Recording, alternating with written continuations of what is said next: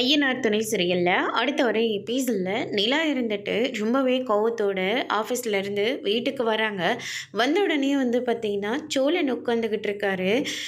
என்னங்க இன்னைக்கு இவ்வளோ சீக்கிரமாக வந்துட்டீங்க அப்படின்னு சொல்லிட்டு கேட்கவும், நிலா இருந்துட்டு உங்களுக்கு கொஞ்சமாவது அறிவுன்னு ஒன்று இருக்கா அப்படின்னு சொல்லிட்டு கேட்கவும், எதெல்லனாலையும் விளையாடிட்டு இருந்தீங்க, இப்படி கூடவா நீங்களாம் விளையாடுவீங்க அப்படின்ற மாதிரி சொல்லிக்கிட்டு இருக்காங்க.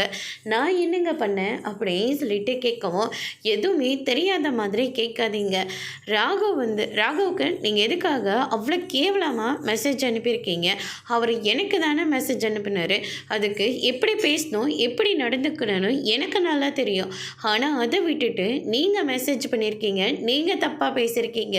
அதுக்கு ஆஃபீஸ்னு கூட பார்க்காம என்னெல்லாம் பேச்சு பேசினாருன்னு தெரியுமா அப்படின்னு சொல்லிட்டு நடந்த எல்லா விஷயத்தையும் சொல்லிக்கிட்டு இருக்காங்க. அதுக்கு அடுத்ததாக நம்ம சேரன் இருந்துட்டு அவன் பண்ணது ரொம்ப பெரிய தப்புதாம்மா, அதுக்காக இப்படிலாம் பேசாதம்மா, கொஞ்சம் பொறுமையாக இரு அப்படின்ற மாதிரி சொல்லிக்கிட்டு இருக்காங்க. என்னென்ன பொறுமையாக இருக்க சொல்கிறீங்க?